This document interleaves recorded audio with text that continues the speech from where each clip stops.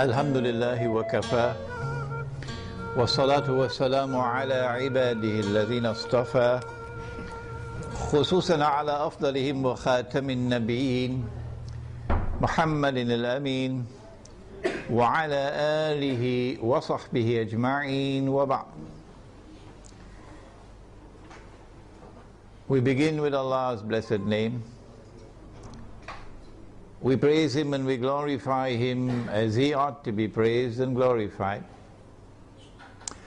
And we pray for peace and for blessings on all His noble messengers, and in particular on the last of them all, the blessed Prophet Muhammad sallallahu ta'ala alayhi wa sallam. Brother Adam Ibrahim,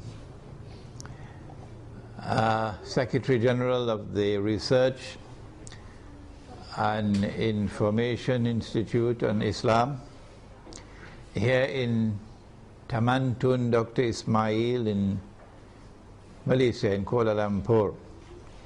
Brothers and sisters in Islam, Assalamu alaikum wa rahmatullahi wa barakatuh.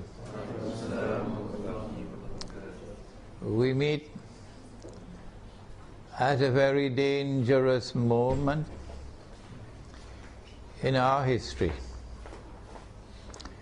and in the history of the world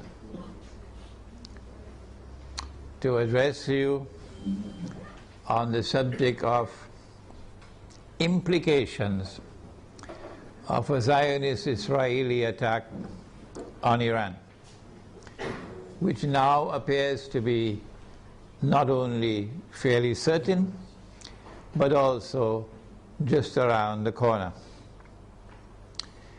In the process of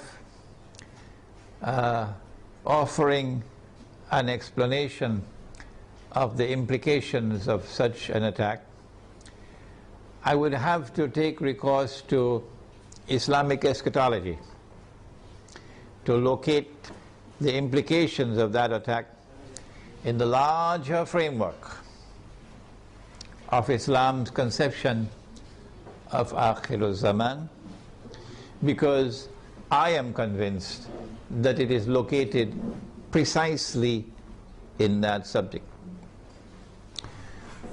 In the process also of offering my analysis, I will have to offer opinions of mine. If a politician and a prime minister and a government official and a businessman and a carpenter and a taxi driver can offer opinions, why can't a scholar of Islam do the same thing? What's wrong with that? Provided, of course, that we recognize that only Allah does not make mistakes, number one. And number two, in my instance, I always insist that when I offer my opinion or my view on any subject, I insist that my audience should never accept my view unless and until you are convinced that it is correct. If you can offer me anything better than that, please tell me. I think I've reached the limit.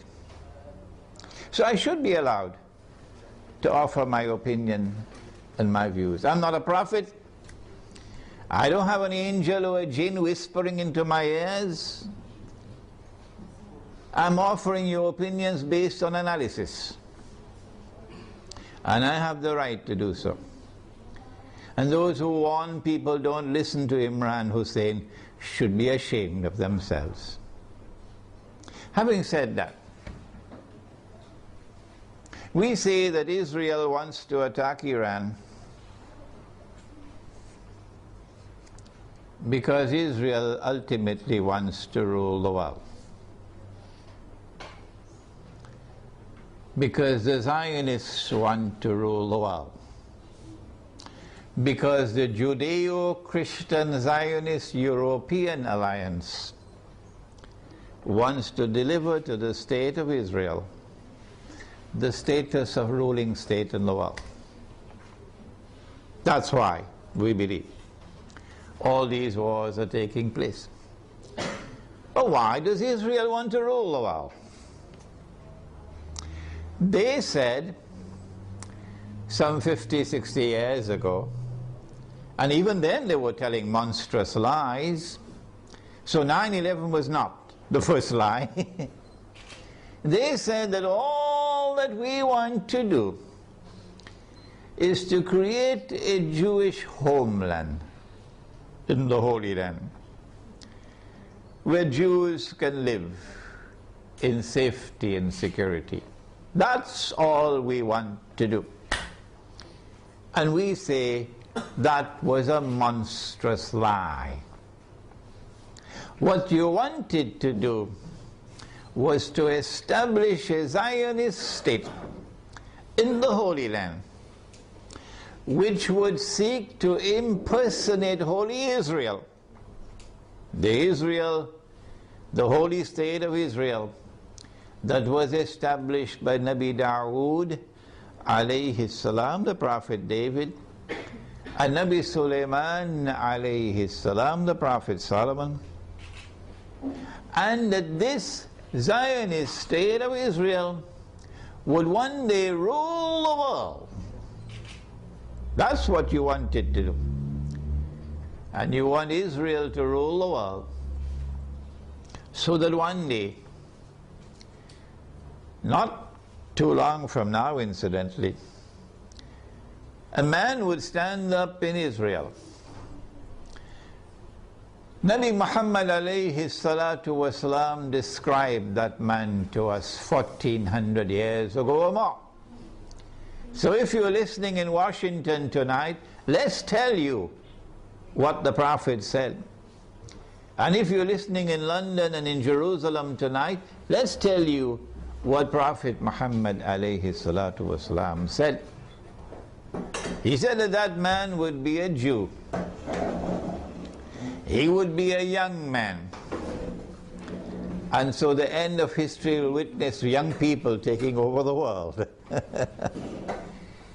He would be a powerfully built man. He would have curly hair. And he would declare,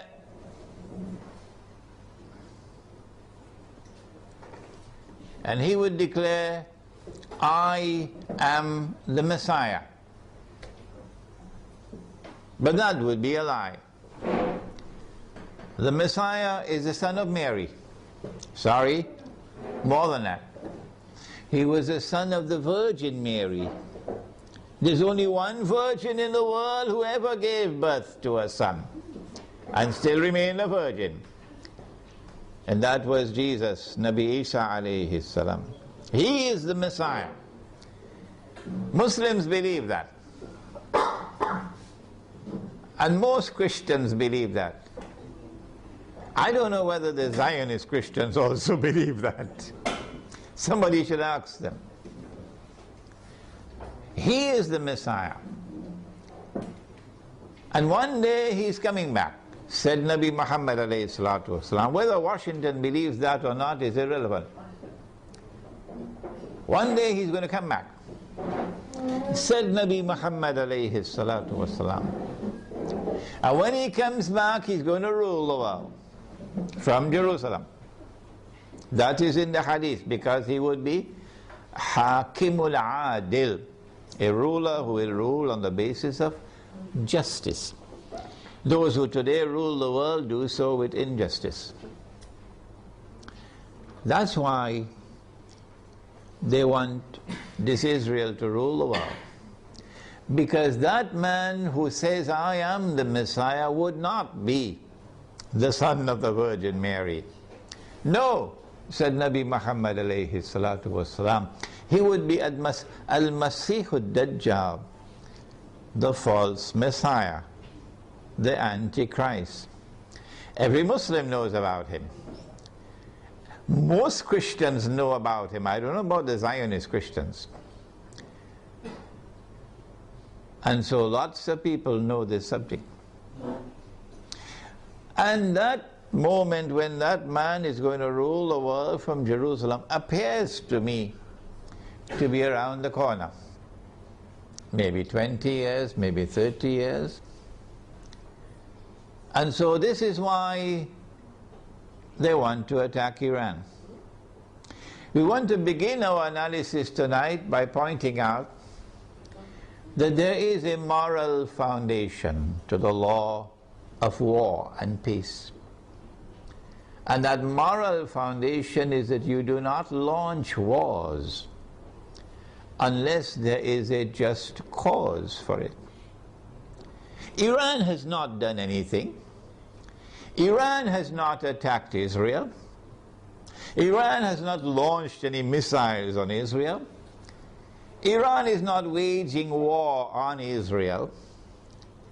And so, in accordance with your Israeli law of war, which has an immoral foundation, no morality attached to it, you have the right to wage war against the people unjustly. And so, an attack on Iran would be unjust war. It would be an act of dhulm, in using the language of the Quran, an act of wickedness. Those who launch the attack would be a people who are committing monstrous sin. But I want to say something more. To those who are beating the drums of war in the Arab world, and who are looking forward to the attack on Iran, that you are beating the drums of unjust war. And when the attack takes place, you will be committing the same sin as supporters of the war as those who are themselves perpetrating the war. And shame on you! Shame on you, we say to you, straight to your faces, from here in Malaysia, that if you support the attack on Iran, you are supporting unjust war. You are yourselves a party of dhulm, and Allah does not provide guidance to the people who commit dhulm. One of the reasons why many Arabs, not all Arabs, not at all, but many Arabs are beating the drums of war, looking forward to an attack on Iran, is because Iran is Shia.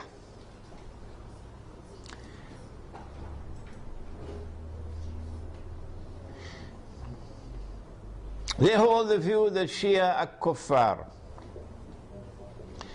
and hence it is permissible to launch war on the kuffar,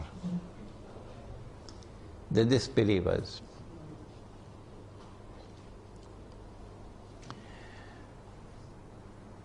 How can you come to this conclusion, the Shia are kuffar?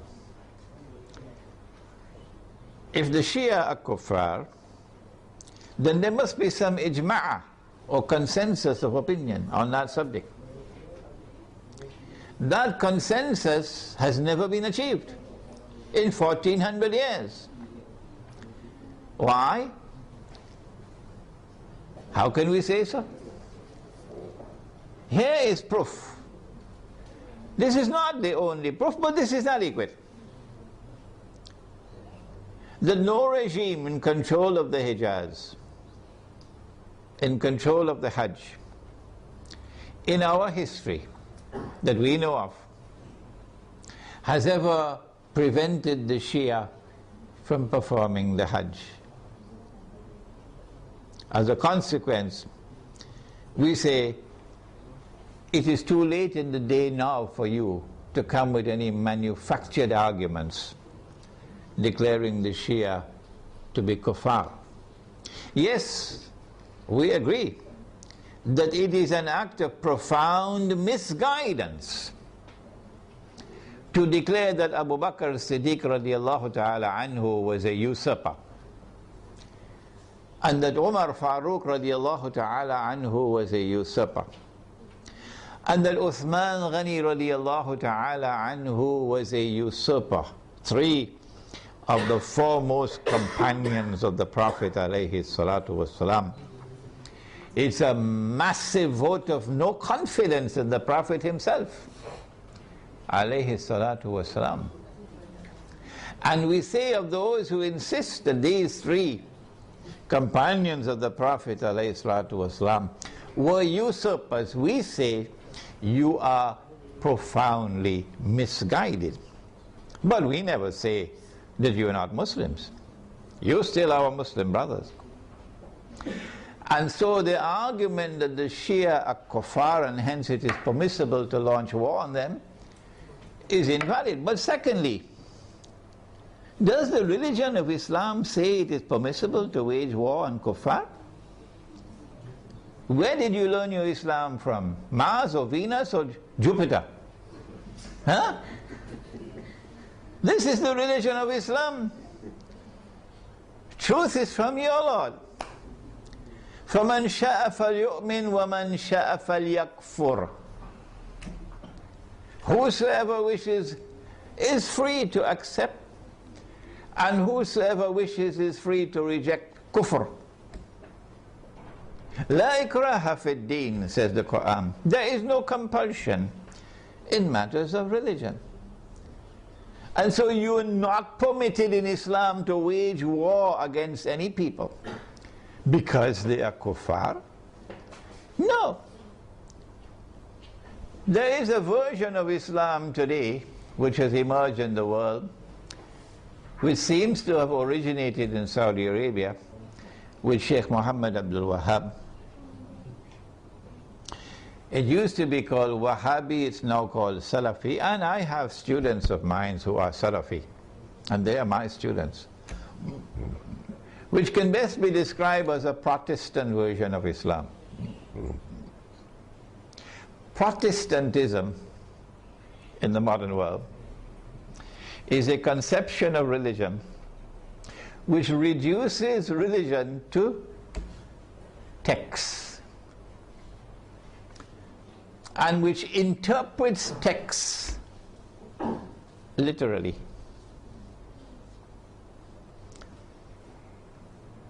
As a consequence, Protestant Islam is incapable of distinguishing between appearance and reality, particularly when they differ with each other. But let's leave that fairly technical subject for a while.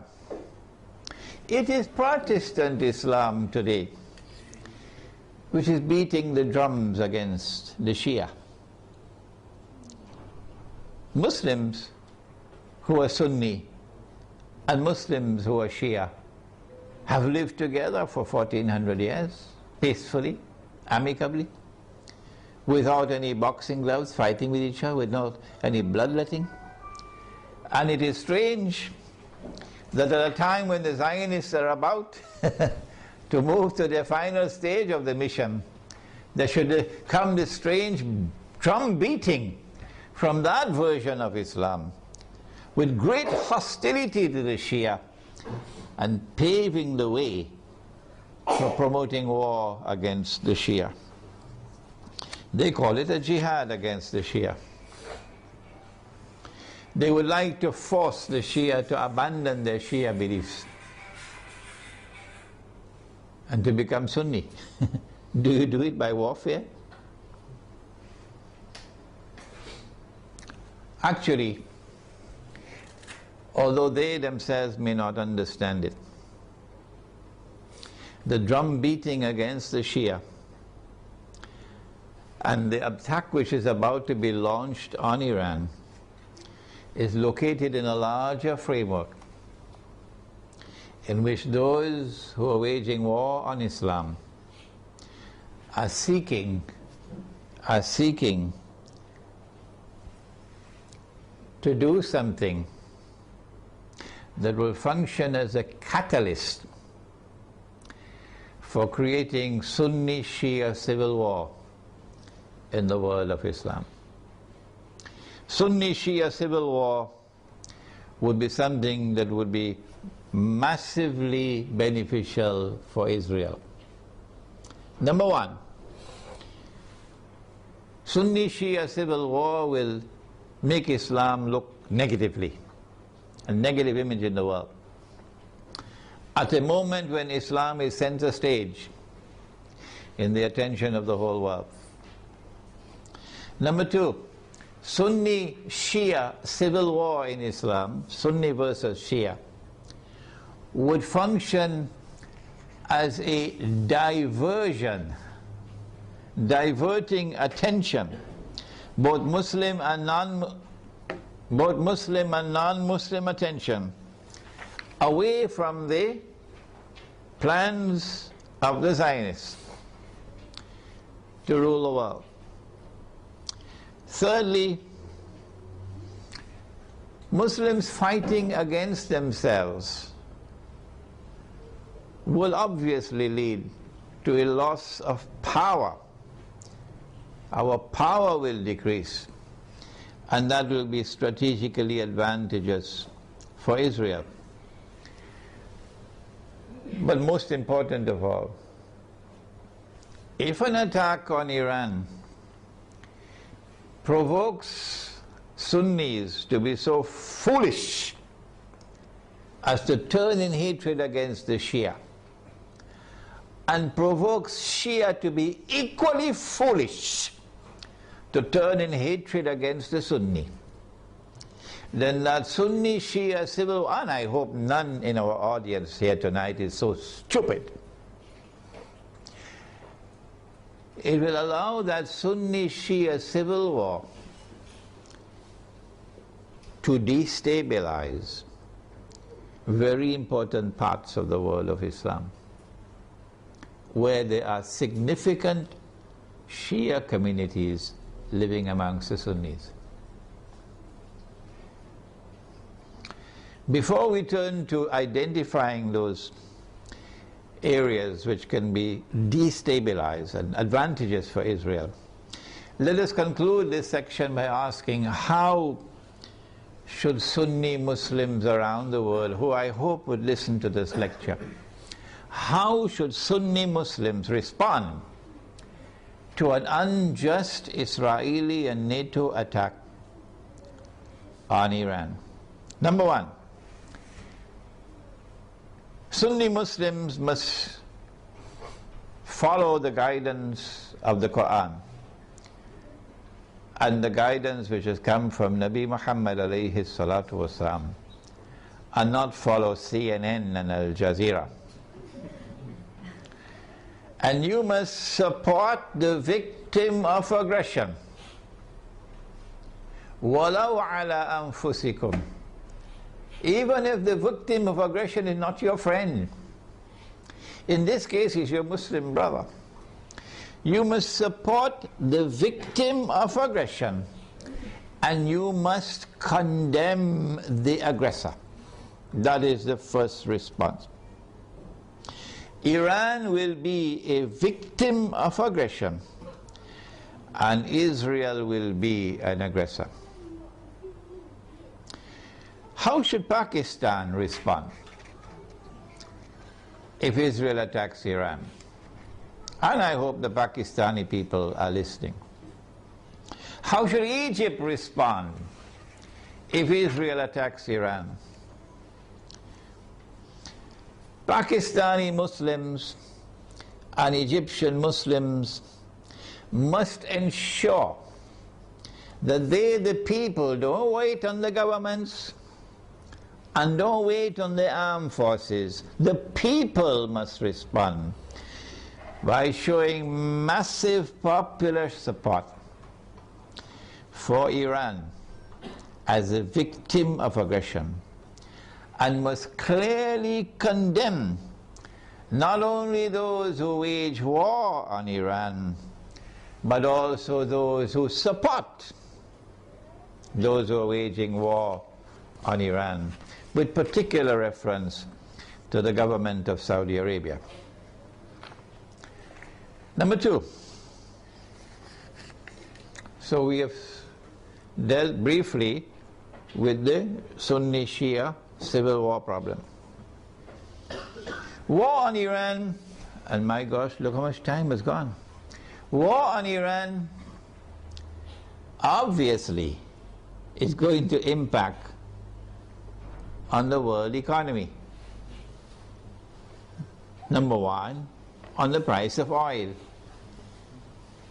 Not only because Iran is a major supplier of oil, but also because Iran is located in that basin that the Iranians call the Persian Gulf and the Arabs call the Arab Gulf, and they're still fighting over the words. This is the oil basin, and the river Euphrates enters into this basin. And Nabi Muhammad alayhi salatu wasalam told us 1400 years ago, but the river Euphrates will uncover a mountain of gold. I suggest that you don't wait for the metal. I want to suggest to you that this is not a text to be understood literally. Protestant Islam is going to wait for a mountain of the metal. Let them wait. And we're not speaking disrespectfully of Protestant Islam. No, we're not speaking disrespectfully of the Salafis.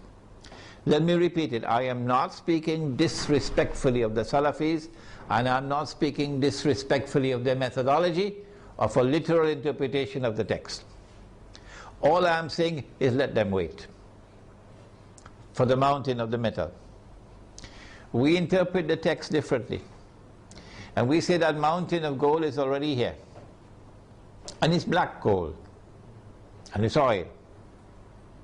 And the Prophet prophesied that they're going to fight over it. And in the end, 99 out of every 100 are going to be killed. Conventional wars don't kill 99 out of every 100. Conventional wars do not kill 99% of all combatants. This has to be nuclear war to kill 99% of all combatants. Okay? So the Persian Gulf or the Arab Gulf is waiting for nuclear attacks. The price of oil is going to shoot up because Iran can also block the Straits of Hormuz. It's in our Iranian territory on this side and Oman on that side. It's not difficult for Iran to block the Straits of Hormuz and disrupt the passage of oil tankers. So we can anticipate fairly confidently that the price of oil is going to escalate dramatically once the attack takes place. And the American government knows that. And that's why the American government does not want Iran to be attacked. Because the American government knows, and the Federal Reserve knows, and the bankers also know, that the US dollar is going to collapse. It will not survive an Israeli attack on Iran with the price of oil shooting up through the roof. And if the US dollar collapses, of course, they're going to have to demonetize the US dollar. It will no longer be legal tender. They have to have something in place. They probably already have something to replace it, but at a fraction of its previous value. The American economy is going to collapse. Large numbers of white Americans are going to lose their wealth. And many of them are going to be listening to this lecture.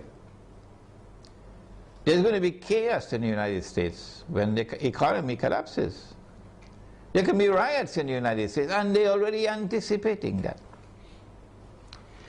And so an attack on Iran would lead to economic, financial, and monetary consequences that will be disastrous for the US economy.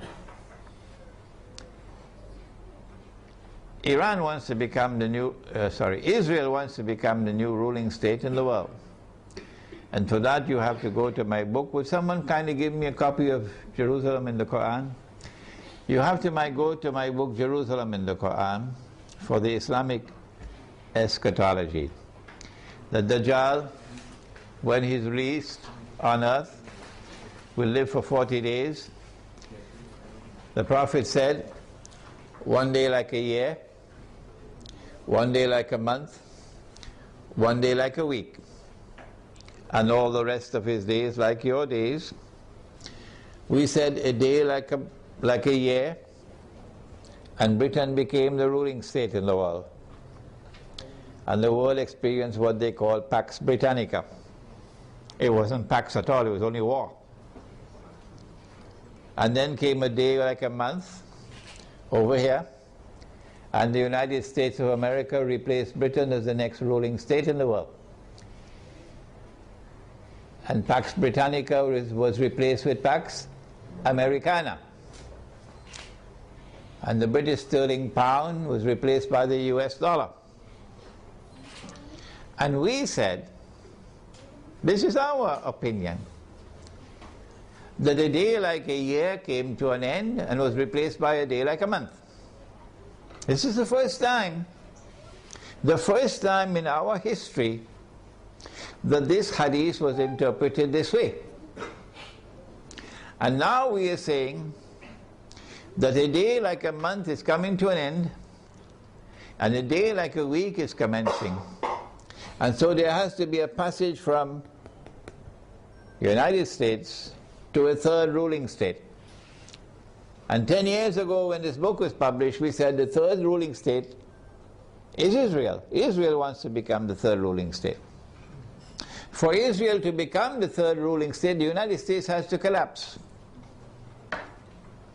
And so this is going to be the collapse of the economy. Not just the US economy, but more than that. With the dramatic rise in the price of oil, you're going to have a significant rise in the cost of living around the world. Transportation costs are going to escalate. Food prices are going to escalate.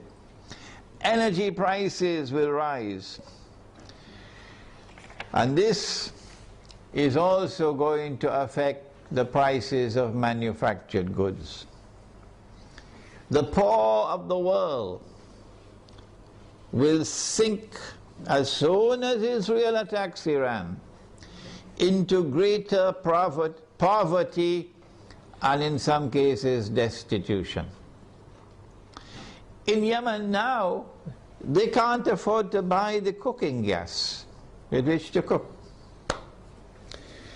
The middle class around the world will sink into poverty. And when there are so many poor, the majority of mankind in poverty, it's going to be easier. It is going to be easier to rule the world. With people who are too poor to organize themselves, to resist oppression and resist slavery. How should we respond to this impending economic collapse, financial and monetary collapse? How should we respond to the imminent rise of the cost of living around the world? How should we respond? My opinion, and I'd love to hear your opinion before we end tonight. My opinion is to go to that hadith of the Prophet sallallahu ta'ala alayhi wa sallam. He said about Akhirul Zaman, he said, if you have land, hold on to your land. You're familiar with that, aren't you? And he said, if you have animals, hold on to your animals. And then a man asks, O Messenger of Allah, what about if we have neither land nor animals? He said, sharpen your sword. Of course, CNN is going to call him a terrorist now. He said, sharpen your sword. Because you're going to be dealing with chaos and anarchy and riots as people seek to survive by fighting each other for food. Where can we get land and animals to sustain ourselves in this impending collapse? The answer is certainly not in the cities. If you believe that you can survive in the cities and get land and animals in the cities, you should buy a one-way ticket to the moon. And so Egypt, I'm talking to you tonight. In Pakistan, I'm talking to you tonight. Listen to me and get out of the cities. 20 million people in a city, 15 million people in a city, who's going to feed them? Where are you going to get your food from? What's going to be the price of that food? Get out of the cities while still there is time. Go to the countryside. Go to where rain falls. Go to where there is water. And produce your own food. Dairy crops, food crops, dairy farming, milk and meat, so that you can survive the storm that is coming. Ensure there is water supply. Do not depend on oil for energy. Use natural energy.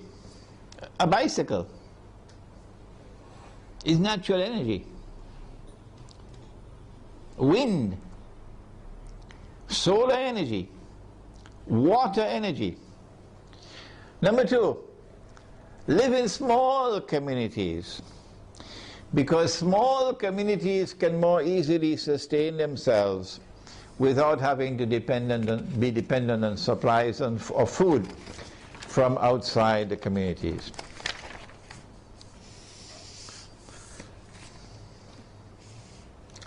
We now return to Pakistan.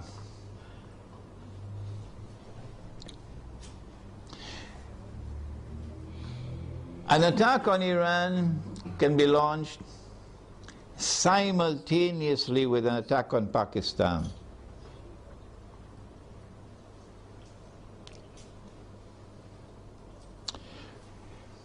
The purpose would be to eliminate Pakistan from the nuclear club. But we've been saying this for 10 years now. When the attack on America took place in September 2001, we produced a booklet 2 months later, a Muslim response to the attack on America. That booklet is on my website. And in that booklet we said that those who planned and executed 9/11 had as their ultimate target Pakistan. And they put the blame on Afghanistan so that they could put their troops in Afghanistan, so that they'll be advantageously located for moving in on the final target, which is Pakistan. Why Pakistan? Why is Pakistan so important? The answer is Pakistan is a member of the nuclear club. It is the only Muslim country which possesses nuclear weapons. And according to the Bible of the Zionists, no Muslim country must be able to defend itself. The Zionist Bible says that no Muslim country must have nuclear weapons. But the Zionist Bible says Israel can have as many nuclear weapons as it wants. And Israel should be able to also use its nuclear weapons according to their moral law. And because Pakistan has nuclear weapons, Pakistan has to be denuclearized. Their strategy for denuclearizing Pakistan appeared to me 10 years ago to be to try to so destabilize Pakistan that there may be civil war in Pakistan, and then use that civil war as an excuse that we have to save the world from a nuclear holocaust. We have to save the world from nuclear weapons landing in the hands of terrorists. And so we have a mission. For the sake of mankind, we have to attack and invade Pakistan and destroy the nuclear plants in Pakistan and destroy the nuclear weapons in Pakistan, and also break up Pakistan into bits and pieces so it can never rise again. When that happens, of course, we must have a Zionist friend to take over and control all the pieces.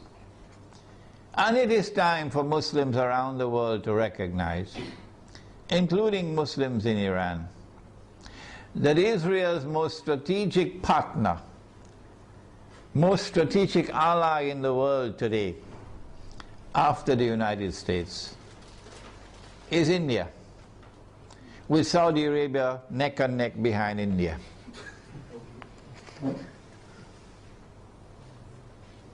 And so, not only must India be involved in the attack,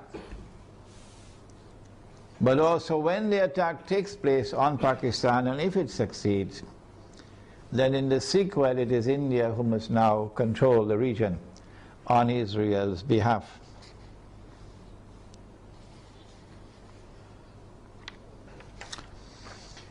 An attack on Pakistan, a successful attack on Pakistan, and the denuclearization of Pakistan and the breakup of Pakistan into bits and pieces will impact upon Muslims in the whole of that subcontinent in such a way as to bring about a state of demoralization and despair, and send shock waves to Muslims in the rest of the world.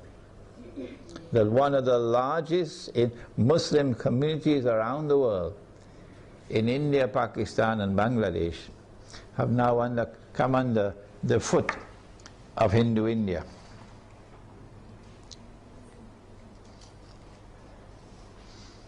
So India will rule the entire South Asia with NATO in control in Afghanistan. What should Pakistan do at a time like this late hour? Perhaps it's already too late for Pakistan to do anything, because those who have controlled Pakistan politically and those who have been in control of the Pakistan armed forces have distinguished themselves with their stupidity. And I have to use a harsh language. I'm so sorry to use this harsh language against them. Their awesome and monstrous stupidity these last 10 years since 9/11 in supporting war on terror, which is a euphemism for war on Islam, supporting NATO in the attack on Afghanistan, your innocent Muslim brothers in Afghanistan, and you supporting NATO, killing innocent people. But more than that, handing over the territory of Pakistan to the Zionists. Have you no shame? This is what you did for 10 years. That all the NATO supplies going to Afghanistan went to the territory of Pakistan, and it took you 10 years to stop it. Only when NATO killed 23 Pakistani soldiers, they didn't do by accident. They launched that attack on the Pakistani post while he was sleeping to send a message to you that that's it, the friendship is over, we're coming to attack you now. So only when that happened, now you're going to stop them from transiting the territory of Pakistan with supplies for the NATO troops in Afghanistan? How could you be so stupid to hand over 3 military bases in Pakistan to the United States so that drones could go and from above, pilotless drones, and killing our people innocently? And now when the knife is about to cut your throat, only now you're waking up? When the attack on Pakistan takes place, I think they already know what's going to happen. So all of these Pakistani Zionists, I call them Zionists, probably already have their suitcases packed. Like they did it in Saigon. And they'll all be flying to Miami and to Los Angeles and to New York to spend the rest of their miserable lives. These traitors. But I'm not talking about them tonight. I'm talking about the Pakistani people, as poor as they may be. In their poverty, they still love Islam. And they hate the government of the United States, which has been committing aggression and oppression with deception after deception. Feelings in Pakistan have reached fever pitch. They know in Pakistan the attack is coming. My advice tonight to them, if it is not too late, I don't know, what can you do?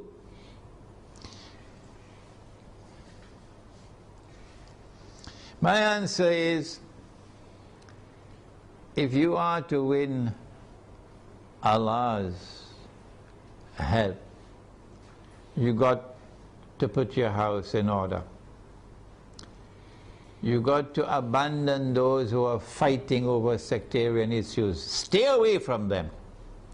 Get away from these people. Deobandi versus Barelvi. This sect against that sect. Treat these people as though they are a people who have to be cast aside. Don't keep their company. And try to bring once again, the fraternity of Islam. That these are all brothers and sisters in Islam, one people. Identify yourself as a Muslim.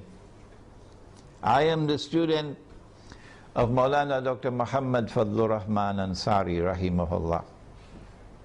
He established the Alimia Institute of Islamic Studies in Karachi, Pakistan. And that's where I studied under him. And because of what he taught me, and the methodology of study that he gave to me, I'm able to do the work that I'm doing now. So you might want to go to his grave in North Nazimabad in Pakistan, Block B. Go to his grave and offer dua. This is halal, this is permissible. To offer dua that Allah might forgive him his sins, and grant him nur in his grave, and grant him Jannah. Ameen.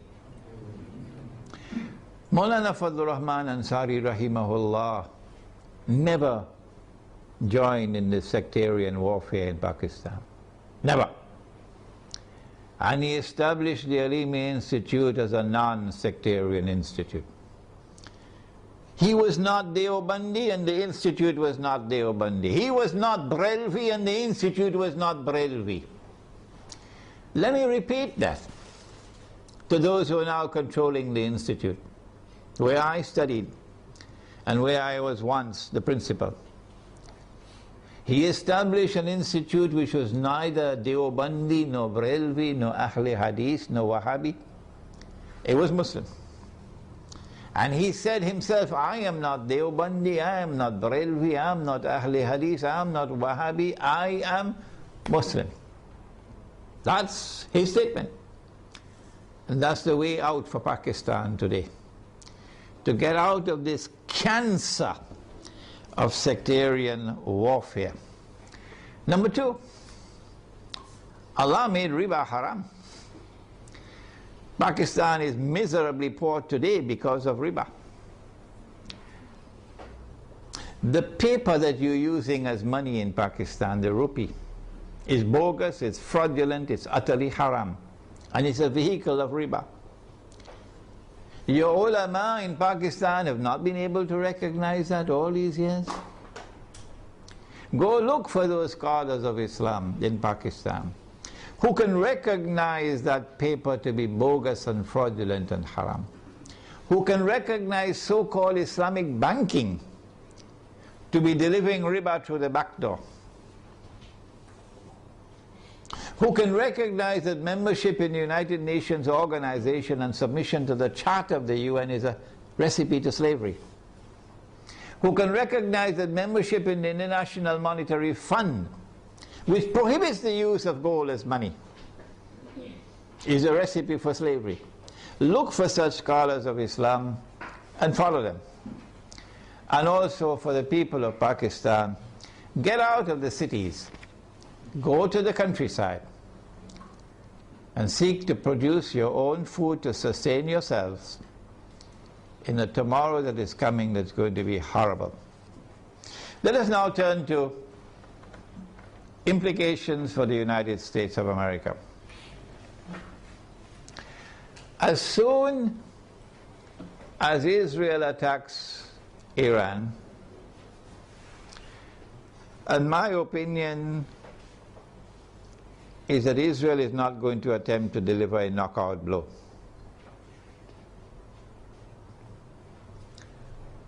Israel will attack Iran in order to commence wars that she hopes will follow one after the other.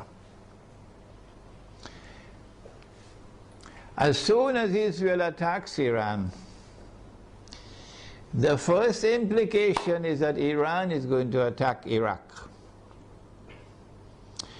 And Iran is strategically poised, advantageously poised, to attack the United States in Iraq. As soon as Iran is attacked, Shias around the world are going to respond with solidarity with Iran. And that includes the majority population of Iraq, which is Shia. What about the Sunni in Iraq?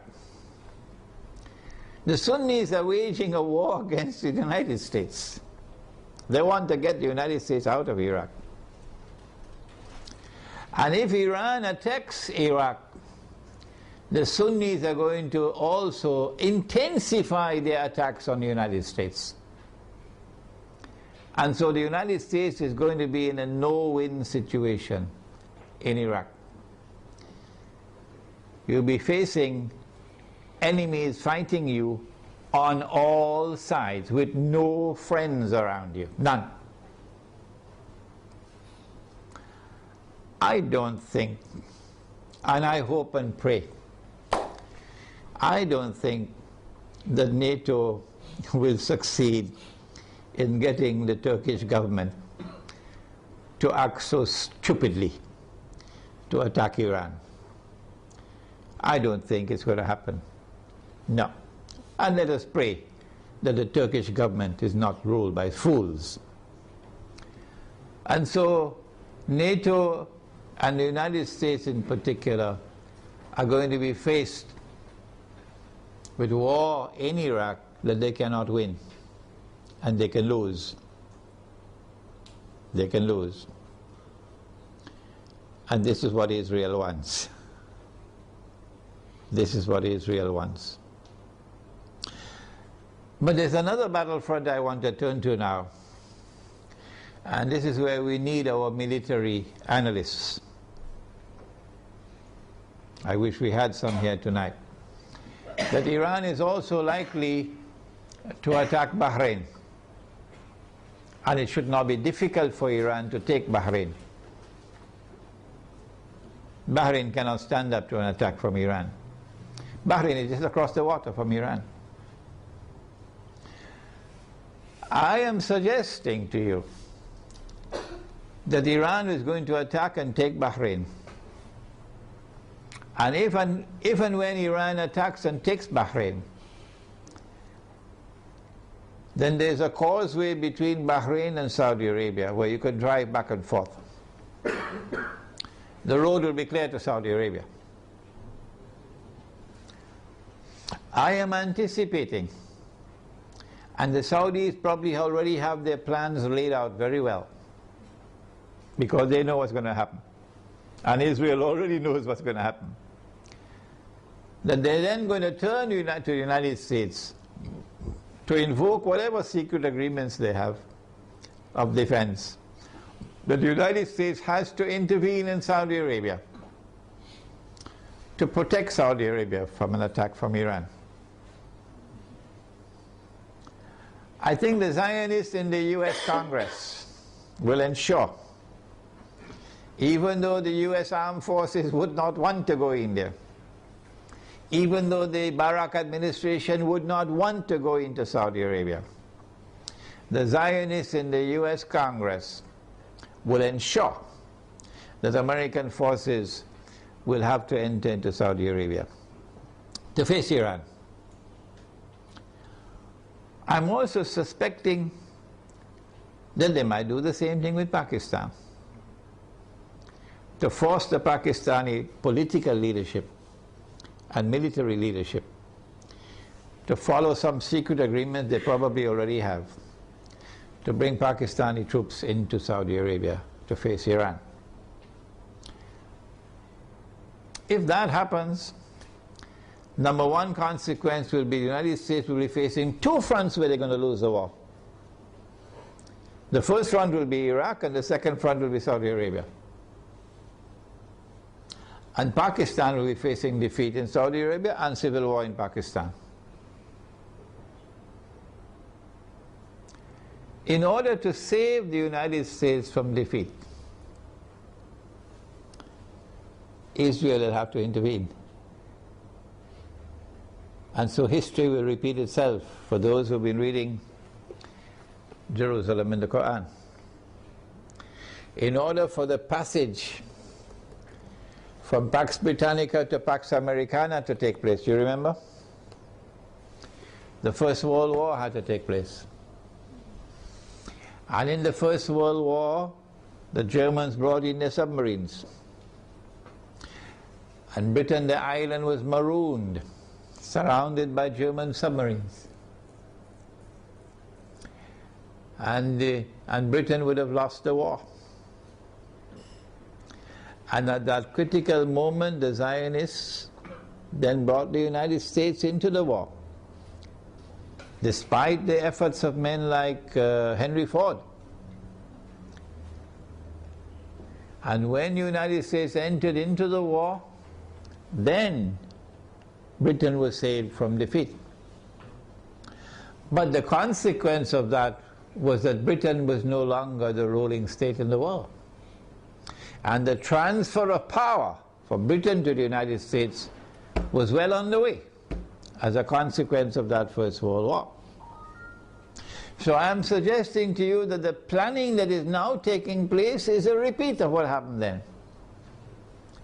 That they're setting a trap for the United States, so that the United States is going to be led to a situation where it's going to be facing defeat in Iraq and in Saudi Arabia. These are my opinions, you don't have to accept them. And only one power in that region could intervene to save the United States from defeat, and that is Israel. And that would be the bell being rung. That this is the passage of power now from Pax Americana to Pax Judaica.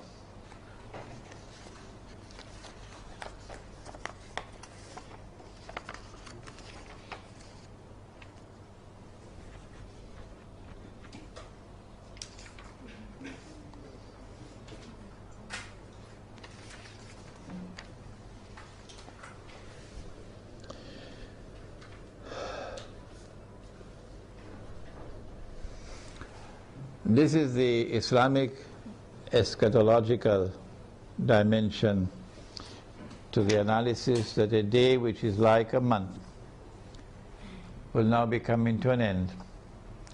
and a day which is like a week, according to the hadith, will now be beginning.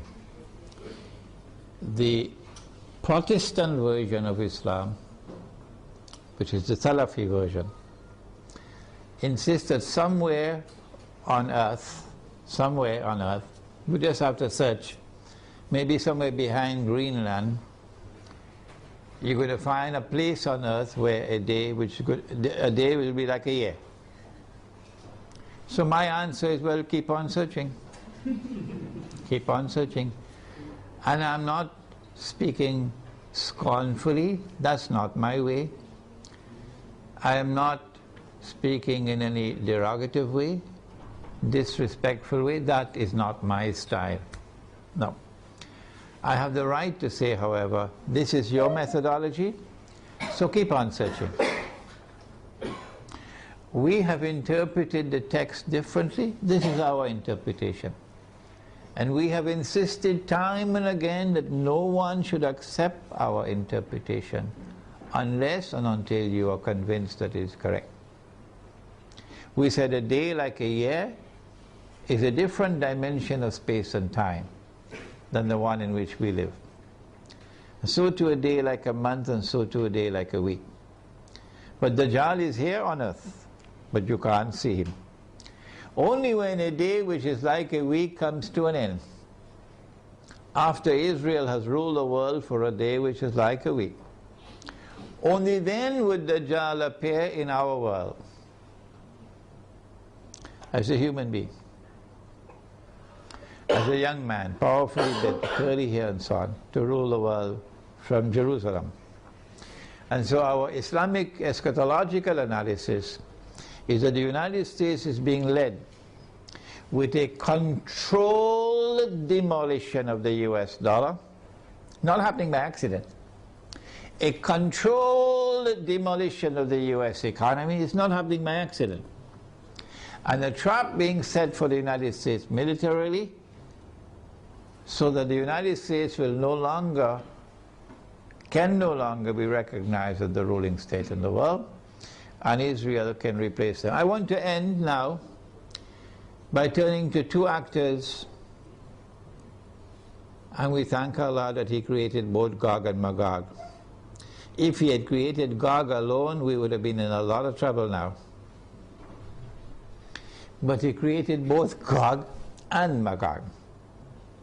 And He gave both the Gog and Magog the power that none can fight them except Allah Himself. So if Gog and Magog turn against each other, they'll destroy each other, wouldn't they? If you do not understand the subject, I have a book at the back entitled An Islamic View of Gog and Magog in the Modern World. And again, as usual, the Salafis are rejecting that book. Imran Hussein is misguided. I think that for Russia and for China, an Israeli attack on Iran, particularly if it involves the use of nuclear weapons, would be recognized as a threshold being crossed. That so long as you did not cross that threshold, Russia and China were prepared to go along and continue. In the Security Council of the United Nations, for example, cooperating and collaborating where possible in managing the affairs of the world. But once you cross that threshold, the implication for Russia and China is that you have crossed the point of no return. And that an attack on Iran is now going to inevitably lead to world war.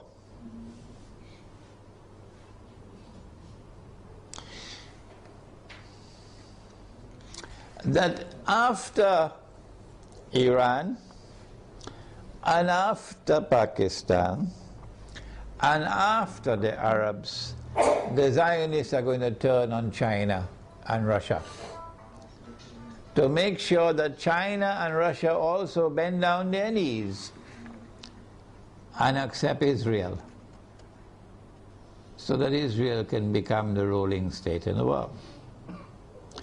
No Jew is going to accept Dajjal as the Messiah if Israel has not established its dominion over the whole world. No Jew will accept Dajjal as the Messiah when he comes if Israel at that time has not established its political and economic dominion over the world. And that includes Russia and China. And so Russia and China would know, today it's them, tomorrow it's us. And they're not going to wait until tomorrow to recognize that. The minute Iran is attacked, they will recognize that the threshold has been crossed and that we are now moving inevitably towards nuclear war. Russia and China acted strangely on Libya. You remember? When the vote came to the Security Council, they abstained, knowing full well that if they abstain, the resolution will be carried. And that is the end of Gaddafi and end of the Libyan government. Why did they do that? I have asked the question. I have an answer, but I can be wrong. I felt that perhaps they knew what the plan was, and they wanted to let the Western world, NATO, to sink deeper and deeper into a quagmire, you know, like shifting sands, you can't get up. So eventually they will end up in the graveyard, and only then will Russia and China attack them.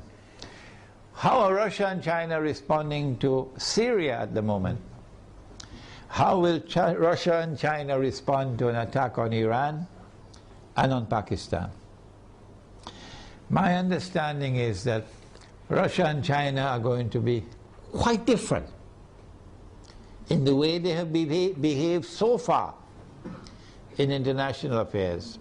Quite different once the attack on Iran takes place. And so we will be heading ultimately towards world war. A world war which the Quran has anticipated when Allah spoke about Gog and Magog, and when He said in Surah Al-Kahf, وَتَرَكْنَا بَعْدَهُمْ يَوْمَئِذٍ يَمُوجُ فِي بَعْضٍ, which can mean, one of the possible meanings is that on that day Gog and Magog are going to clash with each other. If Gog and Magog clash with each other in nuclear war, with thousands of nuclear weapons being used, what will be the consequence for the world? Let me end with Surah Al-Isra, the ayah or the verse of Surah Al-Isra, in which Allah says, بعد أعوذ بالله من الشيطان الرجيم وإن من قرية إلا نحن مهلكوها قبل يوم القيامة أو معذبوها عذابا شديدا كان ذلك في الكتاب مسطورا. And not a single town or city will escape. They'll all be destroyed. And those which escape destruction will be punished with terrible punishment. And all of this is inscribed in the book. This brings an end to our preliminary analysis of the implications of an Israeli attack on Iran. We have certainly not exhausted the subject, and it is likely that we'll have to come back to the subject in a second and a third lecture. But I do believe that we have done sufficiently tonight to provoke you now to think on the subject And I'll be very happy to hear your views and your responses. ربنا تقبل منا إنك أنت السميع العليم وتب علينا يا مولانا إنك أنت التواب الرحيم برحمتك يا أرحم الراحمين آمين.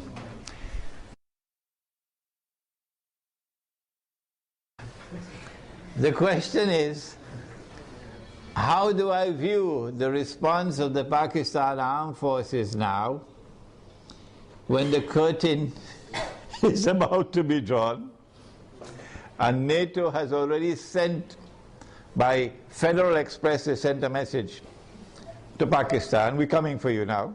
That's the message when they kill the soldiers, huh? We're coming for you now. And now, now the Pakistan Armed Forces, because now of course it's too late to do anything else, they say, okay, we will not allow NATO to transit Pakistan. And we're going to take back this base that we gave you so you could kill the people in Afghanistan. And you have 15 days to vacate the base. No, I'm not impressed. I'm not impressed. I think a lot of the generals have tickets to Miami because they know that they're going to be lynched. I hope they're listening to me, because the Pakistani people love Islam. And the Pakistani people are very, very angry with those who have betrayed them and betrayed Pakistan and betrayed the Ummah. Flying first class to Washington anytime Washington calls them for consultation. So I'm not impressed at all. People who have betrayed Allah and His Messenger, and now at the last moment, now you're trying to save face. I'm not impressed. But the overwhelming majority of the soldiers in the Pakistan Armed Forces love Islam, and they're going to fight as faithful and courageous Muslims. That I have no doubt about. It is the command which stinks. It is the command, the political and military command, that I call Zionists. And they're on their way out as soon as Pakistan is attacked. They're finished. They're going to fly to Miami and leave Pakistan to the true Pakistanis. So I'm not impressed. The Muslims in India, of course, are going to be in a much worse situation once Pakistan is attacked. The Muslims in Bangladesh are going to be in a worse situation because of the attack on their morale. They will be demoralized. And it is a function of Islamic scholars to deliver guidance and leadership. And the scholars of Islam are fighting each other over popcorn. Fighting with each other over popcorn. And attacking me because I declare myself to be a Muslim. Who? He's only a Muslim? He's neither fish nor fowl? Who is he?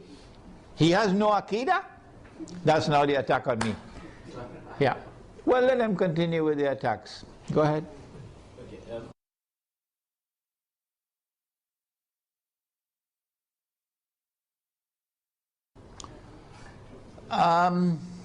The question is whether the world is going to come to an end, Armageddon, the war of all wars, which will destroy most of humanity. Is it going to take place next year, 2012? No, I don't think so.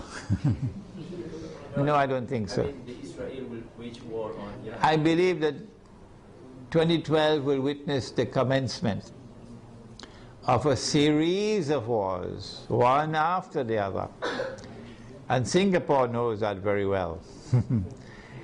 And these series of wars, once they are commenced, they're not going to stop until Israel replaces the United States as the ruling state in the world. I do not anticipate the clash of Gog and Magog, meaning the Russian-led alliance against the American-led alliance, which will destroy every town and city. I do not expect that clash to take place immediately. Maybe another 20 years or so, but I can be wrong. Any more questions? I am not certain that when Israel attacks Iran, that they're going to use nuclear weapons. I expect the use of limited nuclear weapons on certain specific sites in order to destroy nuclear plants, underground nuclear plants and so on. But I hardly think that Israel is going to use tactical nuclear weapons in populated areas. The public opinion around the world, the backlash of public opinion would be too great. The hadith he has asked about, that Dajjal will be followed by 70,000 Jews from Isfahan wearing their Persian shawls. And he says that there are now about 30,000 Jews in Iran. Part of the strategy adopted by Gog and Magog has been to accept a religion. The Khaza, for example, accepted Judaism. And so the world witnessed for the first time the unique phenomenon of something called a European Jew. Prior to this, the only Jews that there were in the world were Semitic Jews, Semites. The Europeans are not Semites. But when the Khaza accepted Judaism, this is a historical fact, they accepted Judaism, the European Jews came into being. And the Quran accepts as a Jew whoever claims to be a Jew. You may not be an Israelite, but if you declare yourself to be a Jew, then we accept you as a Jew. And so when the Prophet said, alayhi salatu wasalam, that you're going to fight the Jews, and you're going to defeat them, and at that time the stones and the trees will speak, and they will say, there's a Muslim, there's a Jew hiding behind me, come and kill him. It's not referring to any Israelite Jew alone, referring to all Jews, European Jews as well as Israelite Jews. 40,000 Jews from Isfahan, therefore, could be Jews both Israelite or non-Israelite. Sometimes, 70,000, sorry. Sometimes when the hadith uses a figure, it uses it figuratively, can't get the pronunciation, as a figure of speech.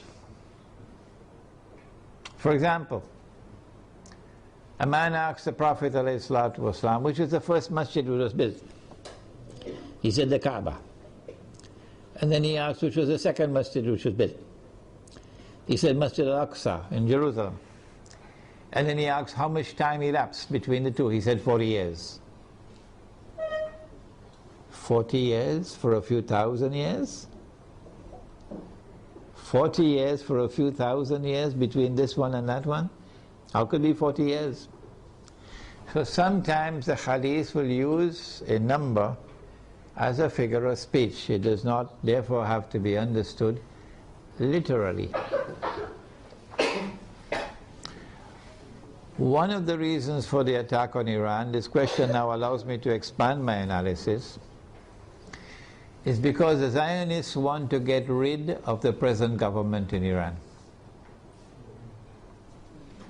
You can choose to believe what you want, but I accept that the present government of Iran is sincere in its opposition to Israel and its support of the Palestinians. You can choose to believe what you want, that's your business. This is my opinion. My view is that one of the reasons for the attack on Iran would be to bring about regime change in Iran. The present regime in Iran is not a militantly Shia regime waging Shia-Sunni sectarian war. No. The present regime in Iran is willing to establish fraternal ties with Sunnis. yes, they do not permit any Sunni masjid to be established in Iran. So Sunnis in Iran do not have Salatul Jummah, they have to go to the masjid under the Shia control. And that, of course, is something we don't agree with. But that's not a cause for taking up guns and fighting them. No. So I understand that the government in Iran at this time is a government which is prepared to try to establish Shia-Sunni solidarity. This is my view. And this is something inimical to Zionist interests. The Zionists would like to direct the Shia world in a direction of confrontation with Sunnis. And for that, you need to have regime change in Iran. And if they succeed in that regime change by attacking Iran, they will want a new regime to emerge in Iran, which will be militantly sectarian and facilitate the emergence of a civil war between Shia and Sunni. At that time, if this succeeds, then I believe we'll see the fulfillment of this hadith about Dajjal being followed by 70,000 Jews from Isfahan wearing their Persian shawls. Any more questions? The question pertains to the use of gold and silver as money and the utility of buying gold and silver at this time when the gold stocks of the world are controlled by those who are not Muslims, and that by buying gold you are enriching non-Muslims. I have a book at the back entitled The Gold Dinar and Silver Dirham, Islam and the Future of Money. Whether we like it or whether we don't, the world tomorrow, in my opinion, is going to return to gold and silver as money, whether you like it or whether you don't. I came to this conclusion about 2 years ago perhaps, because of my study of Islamic eschatology,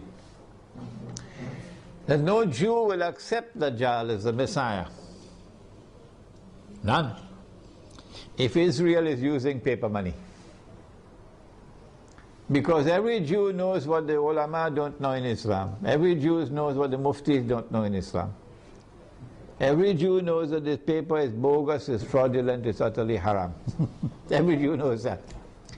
And it's a vehicle through which mankind is ripped off of their wealth. They all know it.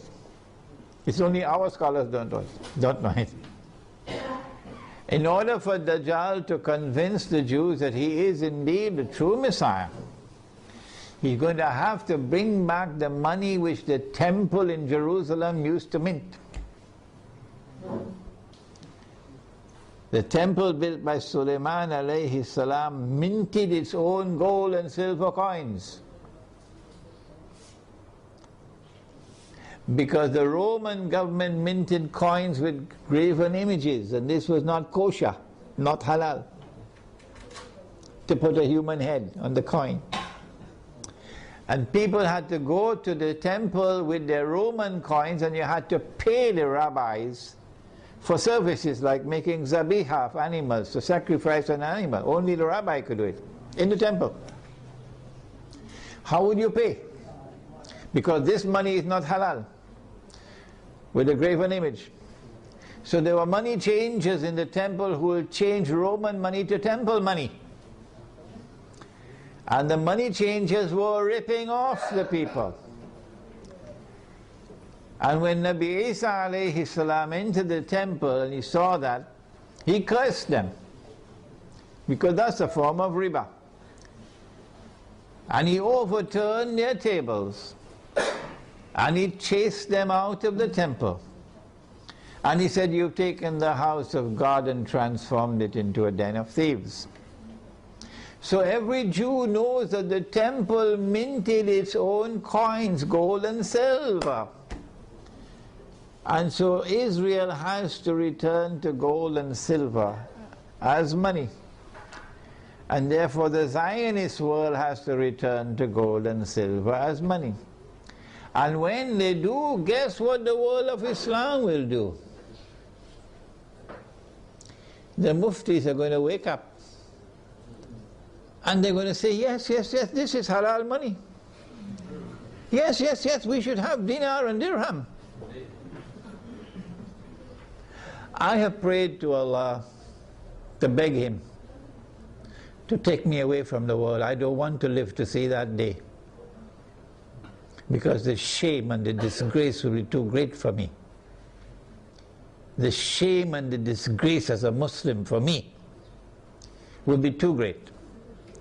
On that day, when they have brought back dinar and dirham as money, and only then do our people wake up. But I also prayed to Allah for something else, to keep all those muftis and all those scholars alive on that day. Keep them alive, even if you have to bring them on a stretcher, keep them alive, so that they will witness the shame and disgrace on that day. Those who today, up to this day, they are not prepared to say that this paper money is bogus, it's fraudulent, it's utterly haram. Keep them alive to that day. So whether we like it or whether we don't, gold and silver is coming back as money. Secondly, if I am correct that this paper is bogus and fraudulent and haram, you read my book at the back, The Gold Dinar and Silver Dirham, Islam and the Future of Money, and listen to my lectures on the subject Islam and the International Monetary System. If I'm correct, then every transaction involving the use of this paper is haram. Every transaction. So you pay your zakat, it won't be accepted. You give charity, it won't be accepted. You have nikah and you give the dowry, it won't be accepted. You use this to perform your hajj, it won't be accepted. Every transaction will be haram. Well, then what do? You have to return to halal money. Halal money is first and foremost dinar and dirham. In the event that dinar and dirham are in short supply in a market, then halal money would be commodities of food consumption, which are in abundant supply in the market, which have a shelf life, and which has intrinsic value created by Allah Himself. Any more questions? The Prophet said that the time will come when you'll not be able to find a single person in all of mankind who will not be consuming riba. Are you aware of this? The Prophet said, alayhi salatu wasalam, that the time will come when you'll not be able to find a single person in all of mankind who will not be consuming riba. And whoever declares that he is not consuming riba, verily the dust of riba will be upon him. Verily the vapor of riba will reach him. So it is not possible for us to escape completely. But in Surah Al-Taghabun of the Quran, Allah says, ittaqullaha mastata'tum. Fear Allah to the extent that you have capacity to do so. What we are doing is advising and also preparing the way to establish communities. I have here in this audience students of mine who are working on it even as I speak, right here in Malaysia, to build communities in the countryside, Muslim villages, which will use dinar and dirham as money for buying and selling. And in those communities you will not use the paper money. At least this is an effort to respond. If you have a better way, tell us, show it to us. We are not convinced that you can do this in downtown KLCC. We are on the contrary convinced that you can do it in the countryside. And once you make that effort, then Allah can help you. Okay? So, even when you build such a community in the countryside, and 90% of all your transactions are halal, you will still have to market your produce. People who are coming from outside to buy, or you buying things from outside, there will still be interaction with the outside world.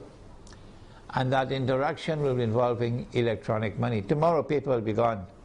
Okay? So let us agree on this position, that we are obliged to make the best effort.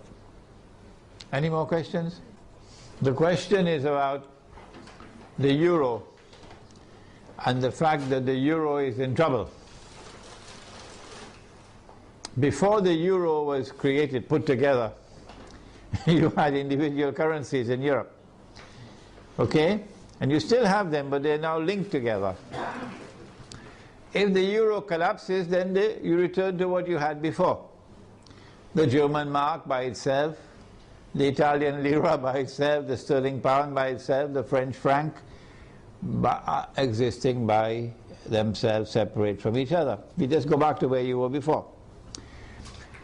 But in the same way that the world is witnessing a controlled demolition of the US dollar, so too it's not far-fetched for us to recognize that the same thing is happening to the euro.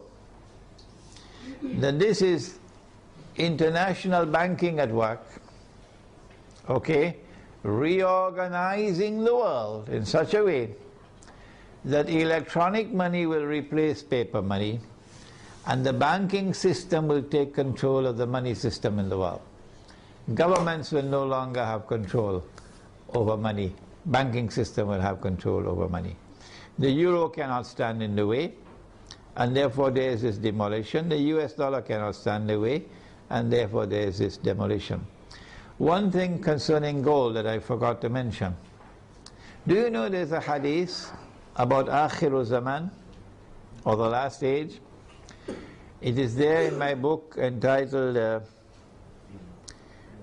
One Jamaat, One Amir, which is out of print at the moment. But that book is on my website, you could read it. The hadith is there that in the last stage, in Akhiru Zaman, the earth will vomit from its liver columns of gold and silver. So they may have control over the gold stocks of the world today, but Allah can cause more gold to emerge. Any more questions? No more questions? As soon as we have the last question, then we can have some Tetarik, okay? Yeah, right. What advice do I have for teenagers?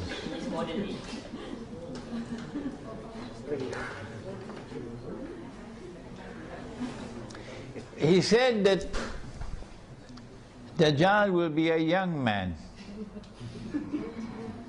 A young man. And I said, based on that hadith, that tomorrow the young people are going to rule the world. Today, when I buy some, I don't know whether you've ever heard the word.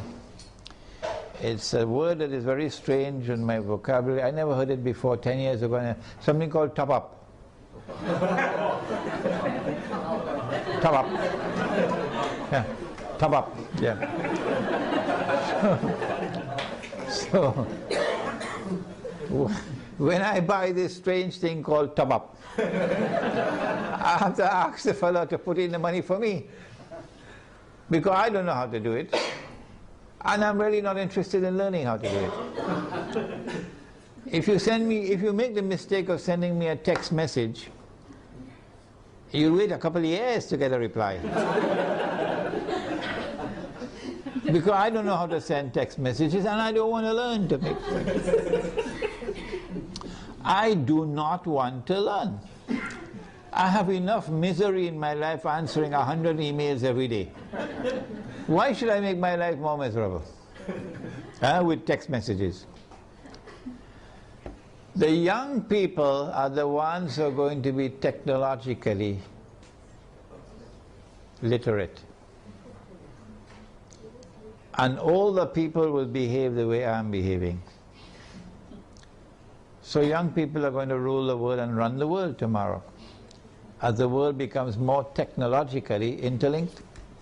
So young people have a strategic role to play in the world which is now coming into being. Because at that stage of youth it is easier for them to learn these things of technology. But Surah Al-Kahf of the Quran has delivered to us a very important guideline. And that is that the ones who will show the greatest understanding of Dajjal, the quickest understanding of Dajjal, and the ones who will display the best backbone. You know, they had backbones made out of iron and steel, and you know there are also backbones made out of recycled paper. You know that? So the ones who are going to demonstrate the greatest backbone for resisting the oppressor are the young ones. This is in Surah Al-Kahf of the Quran, the story of the young men in the cave. And this has been my experience, that the ones who show the greatest resistance to my message that I deliver are the elders, and the ones who are flocking to me and longing to learn from me and insisting they're going to come to Malaysia, they're going to come to KL, whether I like it or not, they're coming to study with me, are the young ones. Some of them 15 years of age, 16, 17 years of age. And they're going to be listening to this lecture. And they show sharpness of understanding, and their parents are opposing them. And so, I believe being young, and if your heart is not corrupted with pornography, which is around the corner, being young, and if you do not corrupt yourselves in sexual promiscuity and destroy your inner light, being young and your heart being guided in the right path, then tomorrow for you there is a glorious day ahead, because you're the ones who are going to take the flag. You're the ones who are going to carry the flag of Islam tomorrow. And that's what the story of young men in the cave. Do please read my book, Surah Al-Kahf and the Modern Age. Last question. I can't remember when last I used the word Taliban. No. I refer to the authentic Islamic resistance. The authentic Islamic resistance, resisting oppression in Afghanistan, resisting oppression and occupation in Iraq. What do I think of them? They are the ones who tomorrow are going to lead the army. They are the ones who are going to open the way for the army which is going to march straight to Jerusalem. This is the only armed resistance in the world of Islam with a guarantee of success by the hadith. Guarantee of success. And we must support that armed resistance in Afghanistan and in Iraq in whatever way we can, with our tongue, with our pockets, in whatever way we can. All right, that's enough for tonight. Wednesday night at the Tanaga International University. Tanaga National? No. Tanaga National. At the Tanaga National University in Bangi. At the same time, 8 o'clock. And the topic is Islam, the United Nations and the New World Order. And then on Saturday, the last one, at UIE in Gombak, on the coming financial crash. It's a seminar with Dr. Mira and myself taking the whole of the Saturday morning. ربنا تقبل منا إنك أنت السميع العليم وتب علينا يا مولانا إنك أنت التواب الرحيم اللهم أنت السلام ومنك السلام تبارك ربنا وتعاليت يا ذا الجلال والإكرام اللهم أرنا الحق حقا وارزقنا اتباعه وأرنا الباطل باطلا وارزقنا اجتنابه اللهم أرنا الأشياء كما هي اللهم إنك عفو كريم تحب العفو فاعف عنا يا كريم اللهم إنا نعوذ بك من عذاب القبر ومن عذاب النار ونعوذ بك من فتنة المحيا والممات ومن فتنة المسيح الدجال وصلى الله تعالى على خير خلقه محمد وعلى آله وعلى أصحابه أجمعين برحمتك يا أرحم الراحمين آمين إلهي لست للفردوس أعلى ولا أقوى على نار الجحيم الله فهب لي التوبة واغفر ذنوبي فإنك غافر الذنب العظيم إلهي لست للفردوس أعلى ولا أقوى على نار الجحيم الله فهب لي توبة واغفر ذنوبي فإنك غافر الذنب العظيم Tuhanku aku tidak layak untuk syurgamu tetapi aku tidak pula sanggup menanggung siksa nerakamu dari itu kurniakanlah ampunan kepadaku ampunkanlah dosaku sesungguhnya engkaulah pengampun dosa-dosa besar Tuhanku aku tidak layak untuk syurgamu tetapi aku tidak pula sanggup menanggung siksa nerakamu dari itu kurniakanlah ampunan kepadaku ampunkanlah dosaku sesungguhnya engkaulah pengampun dosa-dosa besar Ilahi lastu lil firdausi a'la wala aqwa ala naril jahim